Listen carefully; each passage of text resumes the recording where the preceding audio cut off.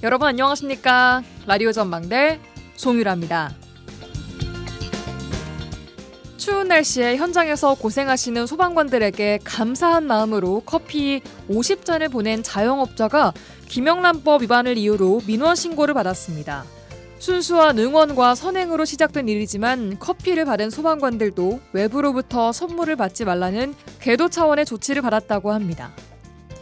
누군가에게는 고가의 목걸이와 가방이 또 억대의 그림이 오가도 무죄와 공소 기각 판결이 나오고 있는데요.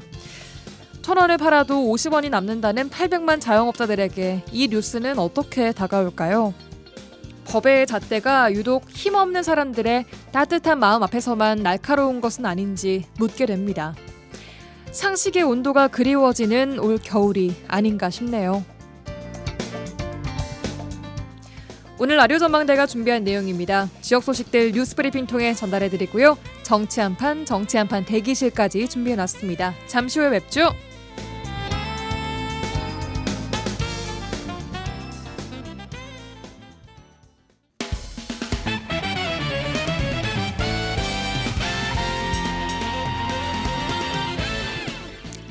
라디오 전망대 2월 10일 화요일에 준비한 내용 출발합니다. 지역 뉴스부터 정리해보죠. 뉴스 브리핑 여성신문의 장봉현 기자와 함께하겠습니다. 나와 계십니까? 네, 안녕하세요. 장봉현입니다. 네, 안녕하세요. 첫 뉴스입니다. 지난주에 저희가 이번 주 취재기에서 잠깐 소개를 해드린 내용인데요. 여수의 한 아파트 계약 취소 관련된 소송 결과 관련된 내용입니다. 여수 소호동의 한 아파트인데 입주 전에 들었던 설명과 너무 다른 모습에 계약했던 분들이 이걸 취소해달라라는 소송을 냈던 거죠? 네, 맞습니다. A씨 등 7명은 2021년 9월부터 2022년 5월 사이 여수시 소호동 한 아파트 1층 세대 구매 계약을 체결했습니다. 네. 바다와 인접해 있는 데다가 모든 세대에 테라스가 제공이 되고 넓은 평수는 복층으로 설계된 타운하우스형 아파트라 그렇게 홍보가 있었거든요. 그래서 이들은 이내 실망감에 사로잡혔다고 하거든요. 아파트는 경사가 있는 언덕에 지어져 있어서 1층 세대의 정면은 지상이지만 뒷면은 지하 형태인 이른바 반지하 구조였습니다. 예. 복층 세대 아파트에 있는 침실에는 햇빛이 전혀 들지 않고 창문을 열면 옹벽만 보일 뿐이라고 하고요. 1층 세대 혜택인 테라스도 실제는 공용 조경구역에 해당이 돼서 전용이 불가능했습니다. 그래서 낸 소송에서 법원에서 원고들의 손을 좀 들어줬고요. 결국에는 이렇게 뒤쪽에 옹벽으로 막혀있는 구조를 반지하가 맞다라고 판단을 해준 거죠. 네, 맞습니다. 그래서 A씨 등은 이런 사실을 알았더라면 계약을 체결하지 않았을 것이라면서 계약 취소와 함께 계약금, 중도금을 돌려받게 해달라면서 법원에 소송을 제기를 했고요. 네. 법원은 이 계약을 기망 행위로 판단을 했습니다. 네. 광주지법 순천지원 민사부는 A씨 등이 제기한 부당이득금 반환 소송에서 원고 5명에 대해서 3억 2천만 원에서 4억 200여만 원을 각각 지급하도록 시행사 등에 주문했습니다. 네. 담보대출이 있는 나머지 2명에 대해서는 3억 5천만 원, 4억 원의 채무가 시행사 등에 있음을 확인했고요. 재판부는 피고들이 1층 세대가 반지하 구조라는 점, 테라스 부분이 조경구역에 해당해 전용할 수 없다는 점을 설명하지 않아서 원고들은 기망에 공급 계약을 체결했다. 그래서 피고들은 원고들에게 지급받은 계약금과 중도금을 부당이득으로 반환을 해야 한다고 판시를 했습니다. 예, 법원이 이것을 기망 행위로 판단을 해서 결국에는 이 계약금과 중도금까지 반환을 해야 된다라는 결정을 내렸습니다. 자, 다음 뉴스 듣겠습니다. 설 명절 연휴를 앞두고 지역의 국회의원이 같은 지자체 시장 출마 예정자들을 서울까지 소집을 해서 토론회를 열기로 했다. 이게 무슨 상황이고 어떤 불만들이 좀 나오고 있습니까? 네, 더불어민주당 김문수 의원실은 설 연휴를 앞둔 오는 10일 오후 한 유튜브 채널을 통해서 순천시장 후보 토론회를 진행할 예정인데요. 순천이군요. 예. 네, 맞습니다. 서동욱 도의원과 손우모 변호사, 오학은 전 순천시장 후보, 허석 전 순천시장, 한숙경 도의원 등 5명이 참석 대상입니다. 네. 의원실은 전남 광주 행정통합 논의가 가시화되는 상황에서 순천의 미래 발전 방향을 논의할 필요가 있었고 시민들에게 후보자들을 검증할 기회를 제공하려는 취지다. 그래서 유명 유튜브 채널을 통해 진행을 하다 보니 부득이하게 서울에서 열게 됐다. 그렇게 설명을 했는데요. 어쨌든 민주당 후보로 거론되고 있는 분들인 거죠. 네, 맞습니다. 네. 그렇지만 이미 2달 전에 한 차례 토론회가 열린 상황에서 선거운동의 대목이라고 할 수 있는 명절 연휴를 코앞에 둔 상황에서 또다시 일정이 잡혀지자 입지자들은 난감하다. 그런 반응이거든요. 특히 공천 과정에 영향력을 가진 지역위원장의 소환이라는 점에서 선뜻 거역하기가 어렵습니다. 또 더욱이 입지자들이 명절을 앞두고 서울까지 이동하는 것도 큰 부담이라고 하는데요. 예. 적게는 하루에서 이틀가량의 일정을 할애하는 것은 물론이고 명절 직전에 귀성객이 몰리는 상황에서 대중교통 티켓을 구하기도 쉽지 않기 때문입니다. 열차표 구하기 너무 힘들죠. 예. 그렇죠. 그래서 한 후보자는 명절 직전에 그것도 서울에서 진행하는 것이 과연 최선이었는지 의문이다. 이 자리가 토론을 위한 자리인지 후보자들을 불러 모으기 위한 자리인지 분간하기 어렵다. 그렇게 꼬집기도 했습니다. 그렇군요. 일단 이 토론회는 예정대로 진행은 되기로 한 거고요. 네, 맞습니다. 아직까지는 그렇습니다. 아직까지는 알겠습니다. 자, 마지막 소식입니다. 전남 화순을 비롯해서 최근 경북 영덕에서도 풍력 발전기가요, 엿가락처럼 꺾여서 이렇게 쓰러지는 사고가 발생하고 있습니다. 영상을 보니까 와, 저게 저럴 수가 있다고 싶을 정도로 좀 아찔하던데 전남 지역에도 오래된 풍력 발전기들이 많은 만큼 미리 체계적인 점검이 좀 필요하다, 이런 지적이 나오고 있다고요? 네, 맞습니다. 지난해 4월 화순에서 발생한 풍력 발전기 사고는 블레이드 파손부와 회전 불균형이 겹치면서 중간부가 꺾여 쓰러진 것으로 조사가 됐는데요. 예. 이 발전기 같은 경우는 2년이 안 된 발전기입니다. 노후된 발전기가 아니고요. 그렇군요. 예. 그리고 앞서 지난 2일에는 경북 영덕 풍력 발전단지에서 발전기 타워 꺾임 사고가 발생해서 구조물이 도로를 덮치는 사고가 발생을 했었죠. 예. 그런데 이 발전기들이 블레이드에 미세한 파손부가 생기면서 기둥체로 꺾여버린 것으로 조사가 됐거든요. 예. 이렇게 미세 파손부에 대한 유사 사고가 잇따르면서 전남 도내 다른 노후 풍력 발전기도 비슷한 사고를 당할 수 있다, 그런 우려가 나오고 있습니다. 제가 오늘 확인해 보니까 우리 오늘 기준으로 전남 도내에 설치된 육상 풍력 발전 시설은 총 20곳에 있더라고요. 이게 예. 발전 시설만 그렇고 실제 발전기가 세워진 것으로 하게 되면 몇백 기가 되거든요. 예. 일단 영광이 발전 시설이 7곳으로 가장 많았고 여수와 순천 등 각 지역, 전남 도내 각 지역에 분포되어 있더라고요. 예. 그래서 전문가들은 최근 각 지자체별로 풍력 단지가 확대되고 있는데 블레이드 등 핵심 부품에 대한 구조적 안정성 점검이 시급한 시점이다, 그렇게 입을 모으고 있습니다. 특히 대형 풍력 블레이드는 유리섬유와 탄소섬유를 겹겹이 쌓아 수시로 굳힌 복합체 구조물이거든요. 그래서 조금이라도 결함이 발생하면 장기간 회전하면서 하중을 받아서 큰 파손으로 이어질 위험성이 크다는 설명입니다. 그렇군요. 지금 현재 풍력 발전 설비 점검은 어떻게 이루어지고 있습니까? 현재 유지관리 전략과 점검 기술은 대부분 풍력발전 사업자의 운영 정책에만 의존하고 있거든요. 그래서 관리가 제대로 이루어지지 않고 있는 거죠. 이렇게 설비 연식과 설치 지역 등에 따른 위험도를 체계적으로 분류하고 사용 연장 평가를 의무화하는 그런 제도를 도입해야 되는데 이런 점검 체계가 제대로 돼 있지 않습니다. 그런데 지금은 설비는 늘어나는데 제도와 규정이 뒤따라오지 못하는 구조인데 이런 조건에서 사고가 나면 원인 규명을 어떻게 할 것인지 또 재발 방지까지 허술할 수밖에 없는 그런 구조거든요. 그리고 풍력 발전 설비가 우리나라에서 만드는 것이 아니라 대부분 외국에서 만들어져서 들어오고 있습니다. 네. 문제는 우리나라 현장에서 설치되는 과정의 품질 안정 기준이나 정기 점검, 안전 진단 기준이 촘촘하게 정리가 되어 있지 않다는 점이거든요. 어떤 부위를 언제, 어떤 방식으로 누가 점검하고 진단해야 하는지 이런 과학적이고 지속 가능한 기준이 필요하다고 볼 수가 있습니다.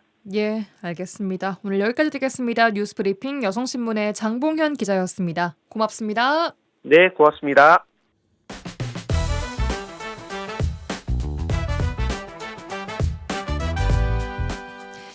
복잡하고 어려운 뉴스 때문에 정치 토론이 어려우십니까? 잠시 뒤에 있을 정치 한판 이슈를 친절하게 풀어주는 정치 한판 대기실 김진호 아나운서와 함께하겠습니다. 어서 오십시오. 네, 안녕하세요. 아나운서 김진호입니다. 네, 반갑습니다. 네, 반갑습니다. 자, 오늘도 또 여러 질문들을 제가 드리도록 하겠습니다. 좋아요. 첫 번째 질문은요, 이 국회 대정부 질문에 대한 질문입니다. 네. 국회에서 어제부터 대정부 질문을 시작했다고 하는데 이게 사흘간 진행된다고요? 그렇습니다. 집권 2년차를 맞은 이재명 정부를 상대로 한 국회 대정부 질문이 어제부터 사흘간 내일까지 진행 예정입니다. 국회는 어제 정치, 외교, 통일, 안보 분야를 시작으로 오늘 경제, 내일은 교육, 사회, 문화 분야까지 대정부 질의를 이어가는데요. 네. 국무총리와 함께 또 각 분야에 맞는 각 부처 장관들이 출석을 합니다. 네.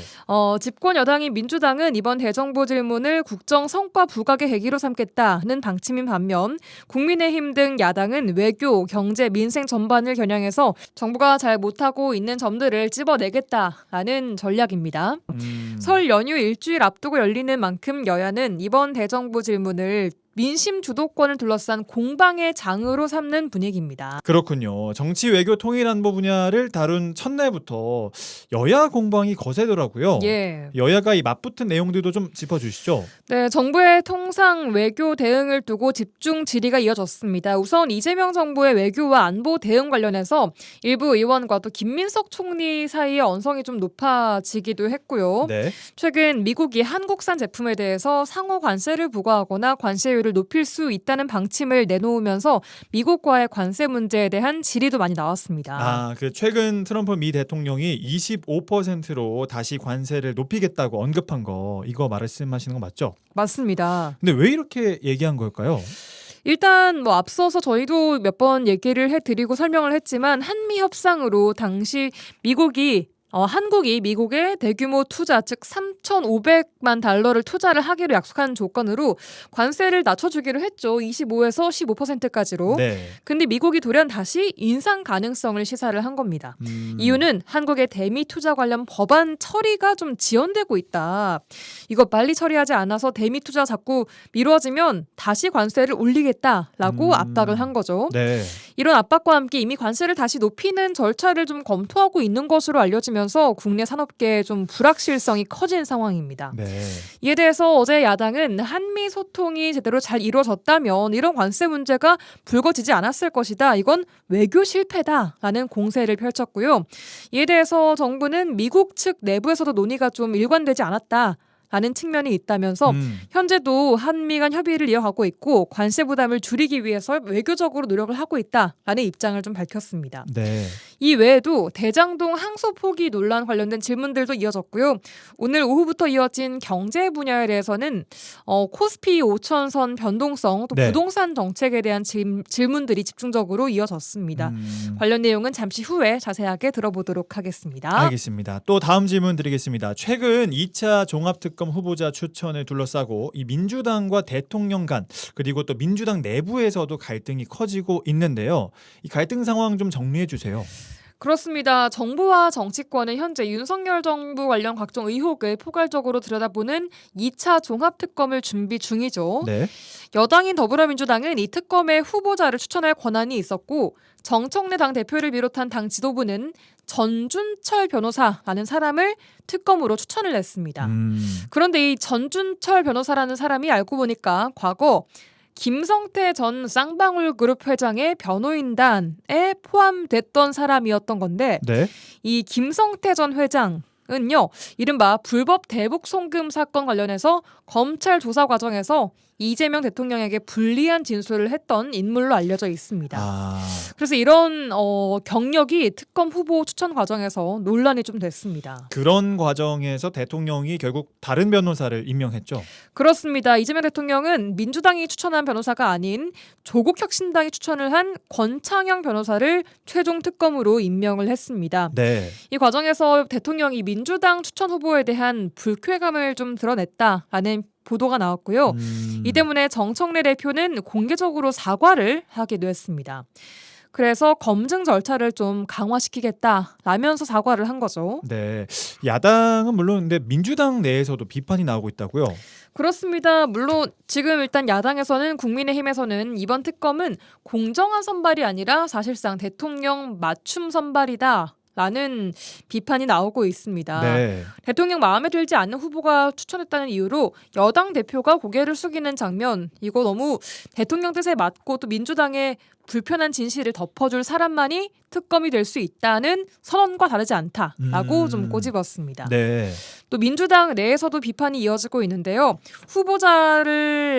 후보자로 올린 전준철 변호사는 이재명 죽이기에 동조했던 검찰 출신 변호사이다라는 비판이 제기되면서 당내 좀 내홍도 심화되는 분위기를 보이고 있습니다.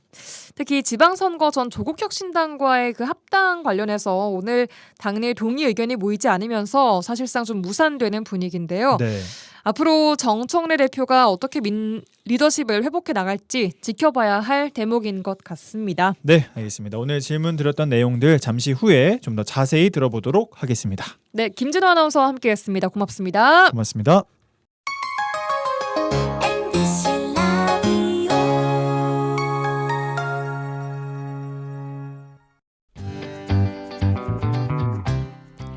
지영민과 함께하는 친절한 시사. 여기는 여수 MBC 송유라의 라디오 전망대입니다.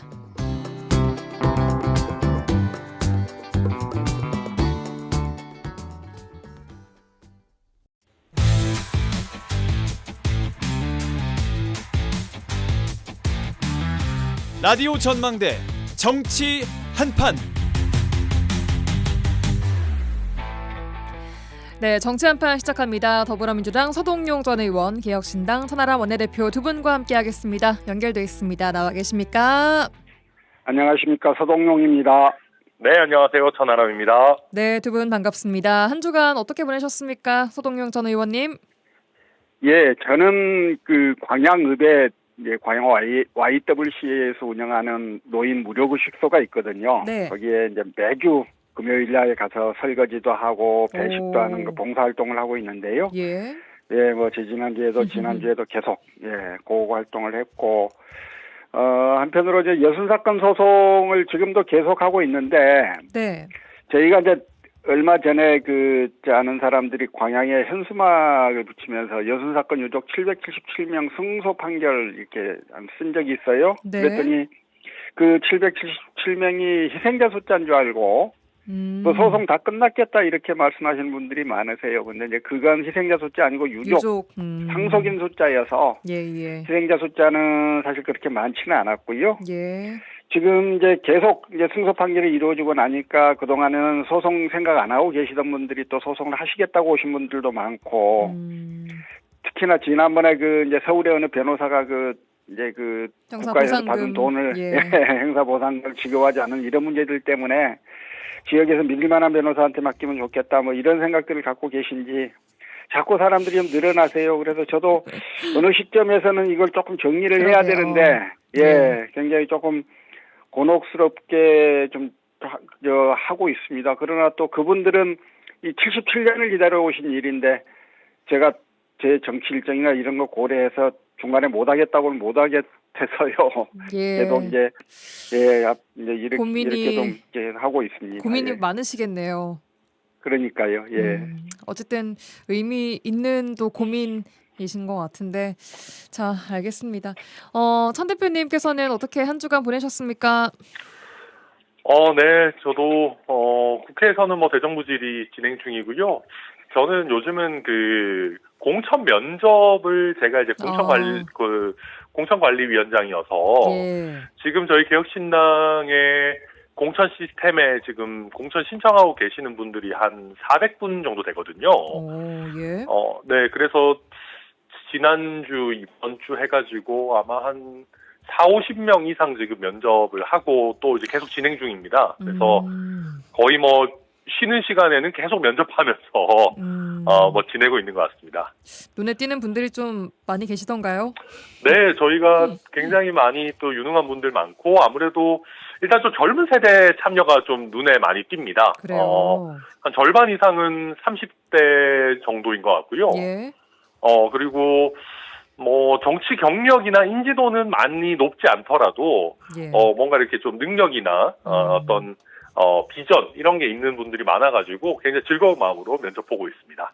확실히 개혁신당이 약간 대표부터 좀 젊은 당의 느낌을 계속 가지고 가는 것 같아요. 보니까. 약간 그런 게 있죠. 그리고 네. 또 요즘 뭐 동공천 이런 게 논란되고 이러니까 아무래도 저희가 뭐 공천하면서 돈 요구하고 이런 느낌은 아니잖아요. 그러다 보니까 또 능력은 있는데 기성정당에서는 조금 뭔가 좀 불편함을 느낀 분들도 많이 오시고 그래서 저는 뭐 굉장히 고무적으로 지금 보고 있습니다.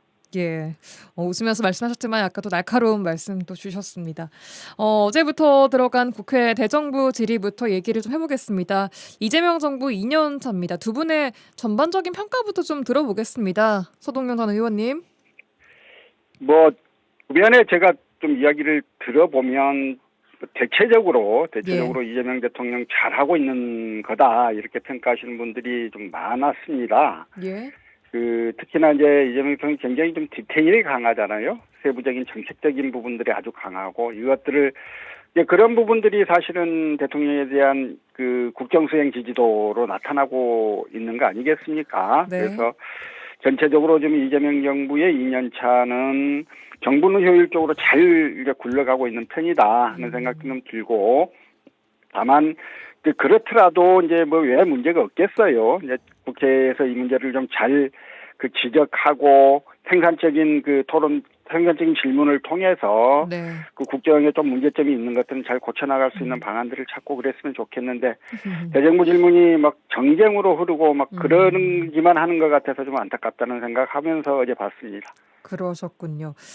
대정부 질문에 대한 평가 전에 일단 이재명 정부 2년차 평가는 어떻게 하십니까? 천 의원님.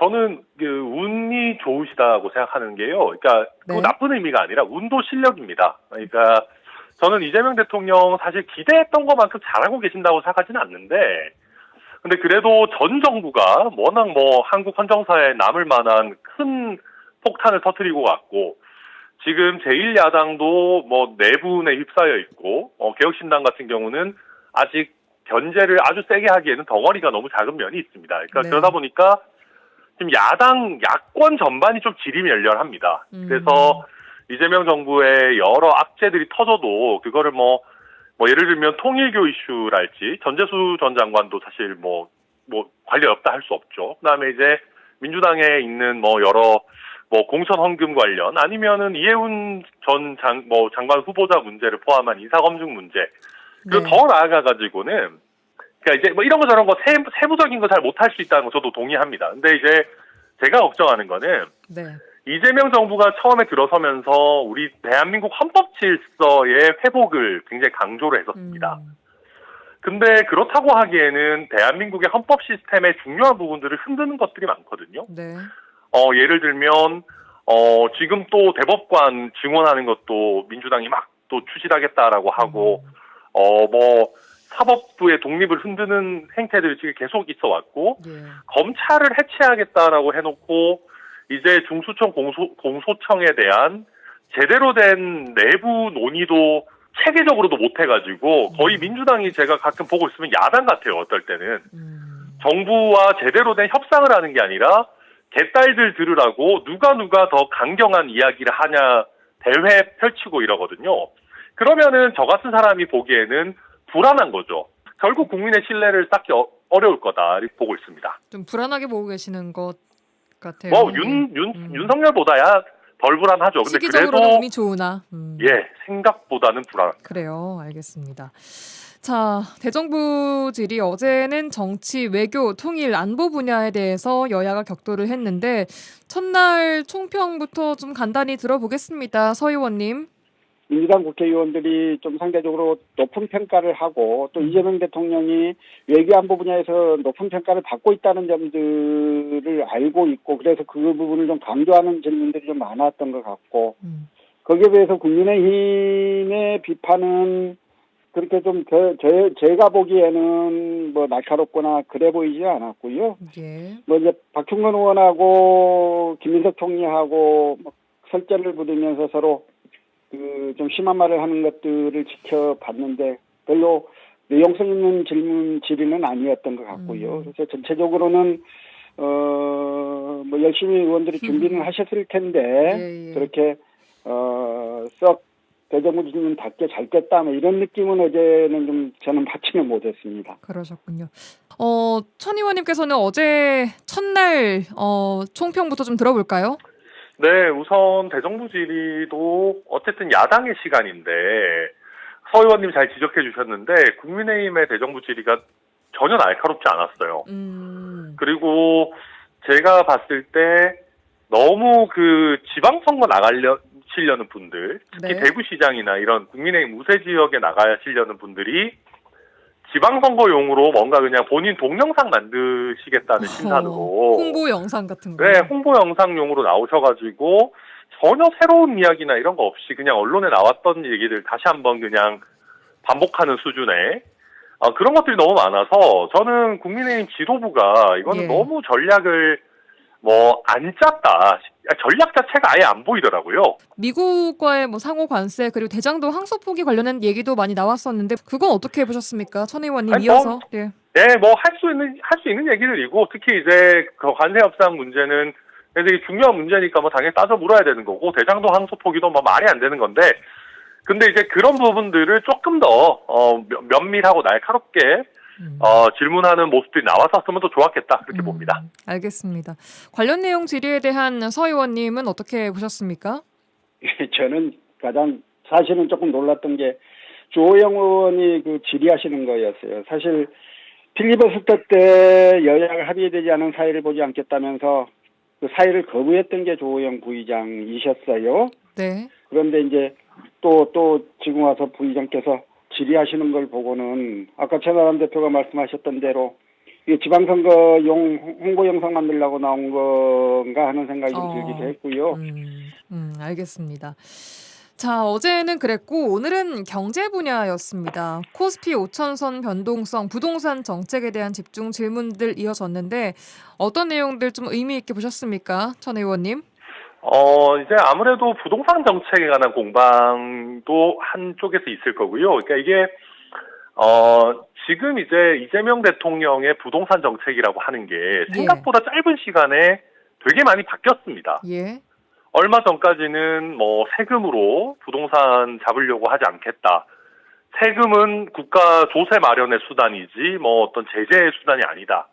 그렇게 하시면서 뾰족한 수가 없다 이런 얘기를 가시다가 최근에 이제 거의 무슨 지금 안 팔면 후회하게 해주겠다 다주택자를 마귀처럼 취급하고 여러 이제 못 알아듣는 사람은 유치원생보다 못한 거 아니냐 굉장히 날선 발언들을 쏟아내고 계시는데 근데 이게 과연 제대로 된 정책적 준비를 갖고 이렇게 태세 전환을 하신 건지 아니면 어떻게 보면 민주당 지지층에게 좀 사이다를 제공하기 위해서 이제 싸울 검찰이 없어지니까 이제 다주택자와의 싸움을 선포하신 건지 이게 이제 중요한 지점이라서 이제 결국 대안과 큰 그림이 있느냐 이런 걸 가지고 이제 국회에서도 주로 야당들이 따져 물을 수밖에 없는 상황이다 그렇게 봅니다. 문 어게인이라고 주장하신 건 이거는 무슨 얘기인 겁니까? 그러니까 이게 그런 겁니다. 요즘 국민의힘 윤 어게인이 되게 문제인데 저는 요즘 그 이재명 대통령 하시는 거 보고 있으면 문재인 대통령이 잘 못했던 부분에서 자꾸 문 어게인을 하시려는 거 아닌가. 그러니까 지금도 보면 다주택자들 굉장히 이제 때리면서 재건축 재개발은 막아놓고 또 뭔가 3만 호 정도는 또 추가로 공급하고 이렇게 하시는데 그 공급 대책이라는 것도 다 알고 보면 문재인 정부 때 영끌 대책으로 내놨던 것들이거든요. 그리고 다주택자들하고 싸우자는 것도 굉장히 비슷하고요. 근데 이제 예전에 대통령께서 문재인 정부의 부동산 정책을 반면교사 삼겠다 이런 취지로도 얘기하시고 그랬었는데 결국 집권하고 나니까 뭔가 너무 결국 또 문재인 정부 때와 비슷하게 계속 부동산 정책 갖고 가시는 것 같아가지고 국민의힘은 윤 어게인하고 이재명 대통령은 문 어게인 하시는 건가? 저는 좀 발전이 있어야 되지 않나 그렇게 생각합니다. 그래서 더 매운 문재인식 부동산 정책이다라고 좀 비판을 하셨는데 이거 어떻게 들으셨고 서 의원님은 또 오늘 경제 분야 질의는 또 어떻게 보셨습니까? 문재인 대통령 기억하시겠지만 임기 마지막 해까지 국정 지지도가 45%를 넘어가는 지금까지 역대 대통령이 보여주지 않은 모습을 보여주면서 안정적으로 국정을 이끌었던 분입니다. 근데 이제 이재명 정부의 여러 정책에 대해서 비판할 수 있겠습니다만 네. 자꾸 문재인 대통령을 현 대통령을 소환해서 거기다가 이제 갖다 붙이는 거에 대해서는 조금 유감스럽다는 생각이 있고요. 천하람 대표께서 지적하시는 것처럼 이재명 정부의 최근에 이재명 대통령의 부동산에 관한 여러 가지 언사들이 굉장히 공격적이에요. 네. 그러한 정도인데 이걸 계속 밀고 나간 거는 네. 이거를 좀 관철시킬 자신이 있다. 이런 자신감, 정책적 자신감이 바탕에 깔린 게 아닌가라는 생각이 있어서요. 네. 정책적으로 성공할 수 있기를 바라면서 조금 더 지켜보면 좋겠다는 정도의 생각은 가지고 있고요. 네. 역시 이제 코스피 5천에 대해서도 이제 잘된 정책에 대해서는 제대로 된 그 평가들을 해주고 잘못된 부분이 있으면 비판하고 이런 것들이 좀 잘 이루어졌으면 좋겠고 저는 경제 분야뿐만이 아니고 그 사회 분야에서도 가장 큰 문제가 우리 사회에 지금 완전히 자리 잡고 있는 양극화의 문제, 극단적 양극화의 문제를 해결할 수 있는 정책적 대안에 대한 네. 질문과 거기에 대한 이 정부의 좀 제대로 된 설명들이 좀 있었으면 좋겠다는 바람은 가지고 있습니다. 알겠습니다. 이제 그 말씀하신 사회적인 분야 또 교육 문화까지 내일 대정부 질의가 좀 예정돼 있는데 내일 이제 또 2차 종합특검 얘기도 나오지 않겠습니까? 천 의원님? 네, 나올 겁니다. 특히 그러니까 이번에 2차 종합특검 특검 후보자 추천을 하면서 예. 정말 잘못된 행태들이 노출이 됐죠. 그러니까 특별검사라는 거는 네. 원래 대통령이 마음에 안 드는 사람 시킬 수도 있는 겁니다. 네. 사실은 일반적으로는 대통령 마음에 안 드는 사람 시키는 게 맞는 겁니다. 왜냐하면 네. 특별검사라는 게 일반적인 대통령 지휘하에 있는 경찰, 검찰이 하기 어려운 살아있는 권력에 대해서 수사하라고 특별하게 수사권을 주는 그런 제도거든요. 예. 근데 2차 종합특검은 제가 너무 여러 차례 비판해 왔지만은 이 공식에서 완전히 어긋나는 겁니다. 일반적인 수사기관이 수사를 해도 되는 수사에 대해서 네. 더 예리한 칼을 갖다 쓰려고 이제 2차 종합특검이라는 걸 하는 건데 예. 근데 그때 민주당에서는 계속해서 그래도 우리는 정치적으로 중립성을 지키면서 공정하게 하겠다. 오히려 일반 수사기관보다 더 공정한 거 아니냐 막 이런 얘기를 해왔는데 네. 그게 다 깨진 겁니다. 이번에 후보자 관련된 그 갈등이요? 그렇죠. 이제 후보자를 추천해놨는데 알고 보니까 대통령이 싫어하는 사람을 했더라. 쌍방울 측 변호를 하는 사람을 했더라 그래가지고 화들짝 놀라가지고 어지간한 일이 있을 때는 사과도 안 하던 양반들이 갑자기 튀어나와서 이거는 대통령한테 누를 끼쳐드려서 죄송하다. 이게 쭉 보면 이번 2차 종합특검이라고 하는 것이 결국 대통령을 위한 칼로 만들어진 건데 디자인된 건데 예. 대통령을 위한 칼로 만들어 놓고 대통령 마음에 안 드는 칼을 갖다 준 우리가 잘못이다. 이걸 인정해버린 셈이다. 네, 이걸 다 지금 그냥 국민들 앞에 다 인정해버린 거예요. 그래서 저는 이런 식으로 특검 제도라고 하는 거를 오염시키는 나쁜 선례를 남기면 안 된다. 네. 그걸 제가 19시간 필리버스터를 하면서 얘기했던 건데 네. 그 문제점이 이번에 확연히 드러났다. 이런 행태는 이제 멈춰야 된다. 그러면 민주당이 전준철 변호사를 후보자로 추천을 한 것이 사실은 큰 문제가 안 됐어야 한다라고 보시는 겁니까? 그럼요. 그러니까 이게 그런 거죠. 대통령 마음에 들고 안 들고가 특검 후보자 추천의 제1 기준이 되어서는 안 되는 거죠.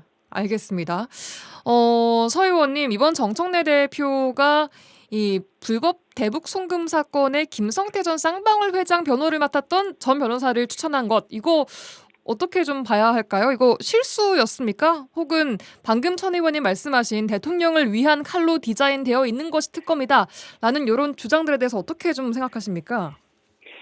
전준철 변호사를 추천한 거는 실수였겠지요. 설마 일부러 그러기야 했겠어요.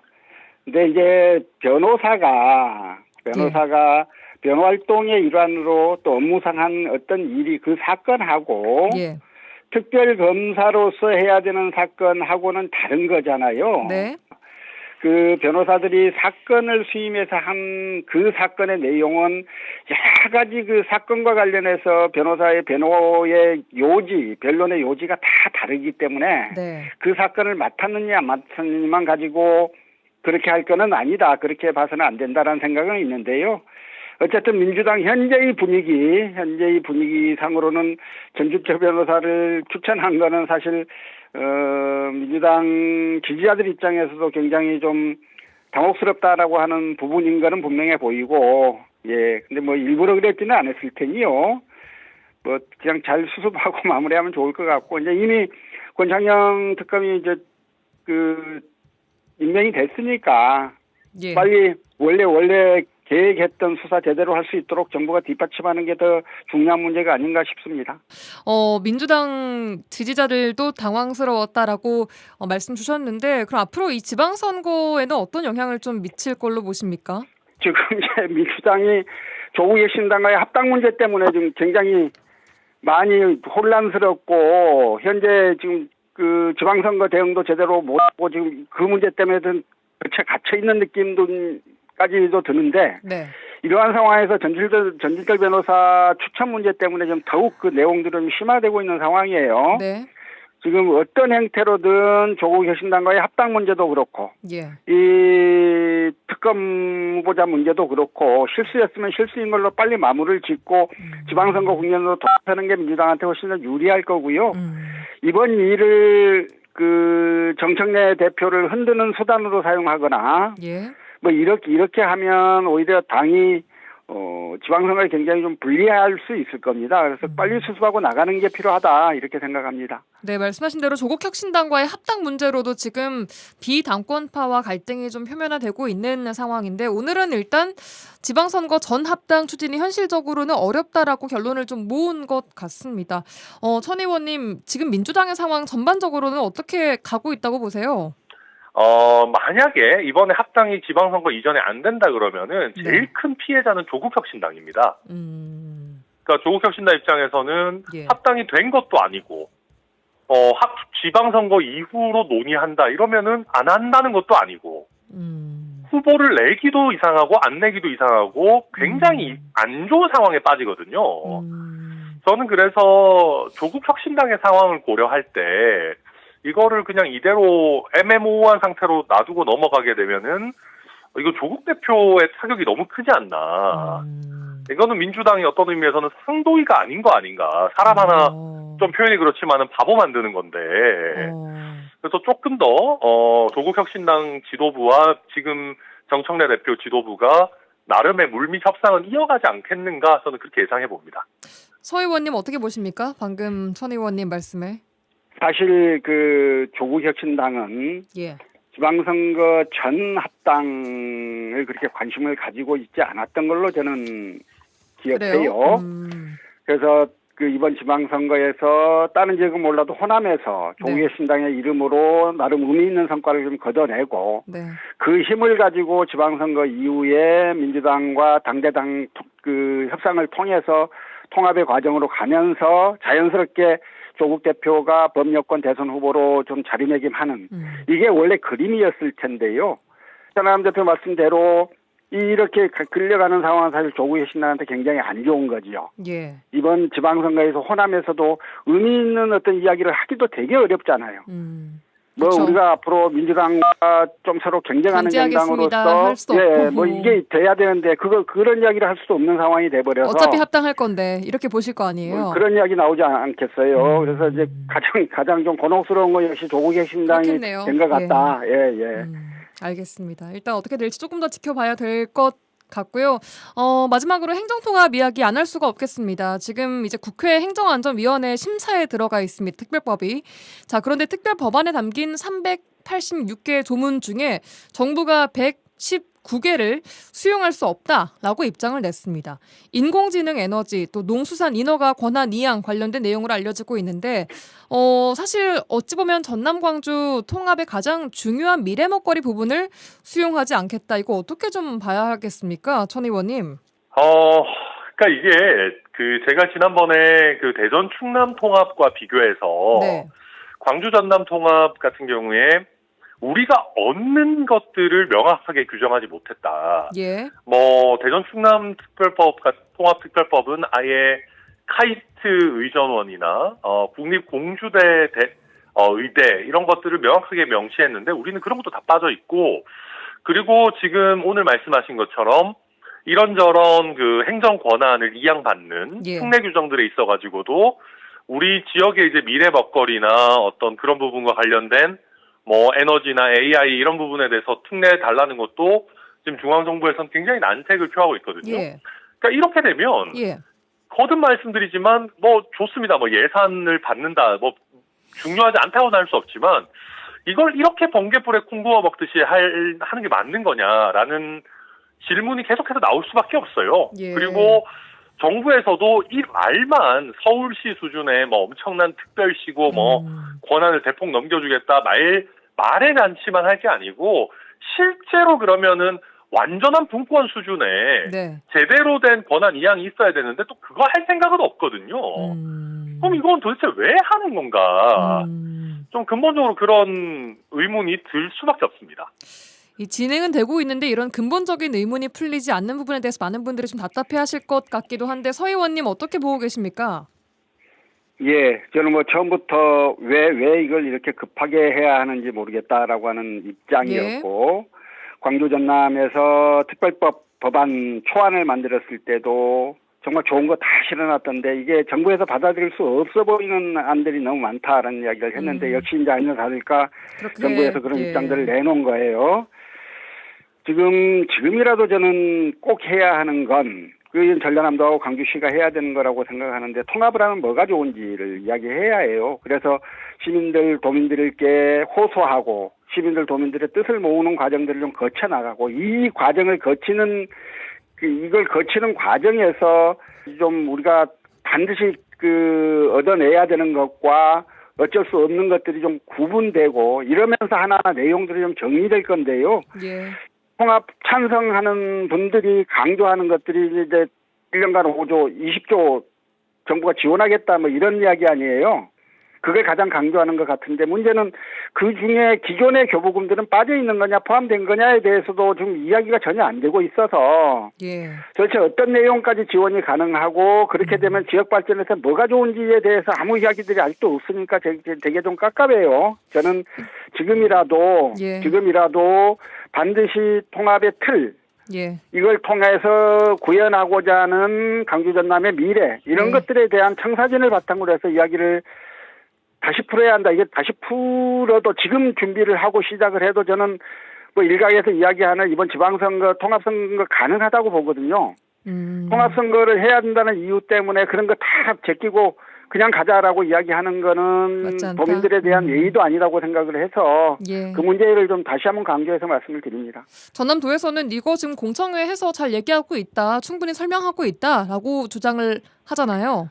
아니 자기들이 준비한 법안 내용 설명하는 거잖아요. 그중에 뭐가 받아들여지고 뭐가 안 받아들여질지에 대해서 그런 것도 없는 거예요 현재. 그러니까 이 이야기만을 가지고는 도민들이 제대로 된 평가를 할 수가 없잖아요. 좀 제대로 된 그림, 방향 이런 것들을 정확하게 설명하고 이걸 위해서 뭐가 필요하니 이번에는 뭐까지 쟁취하고 그다음에 다른 부분들은 그다음에 어떻게 하겠다라고 하는 이런 그림들이 있어야 할 텐데요. 지금 그런 절차들이 없으니까 답답한 거죠. 알겠습니다. 오늘 통합 얘기까지 두 분과 함께 나눠봤습니다. 여기까지 듣겠습니다. 정치 한판 더불어민주당 서동용 전 의원, 개혁신당 선아람 원내대표 두 분과 함께했습니다. 두 분 고맙습니다. 고맙습니다. 네, 감사합니다.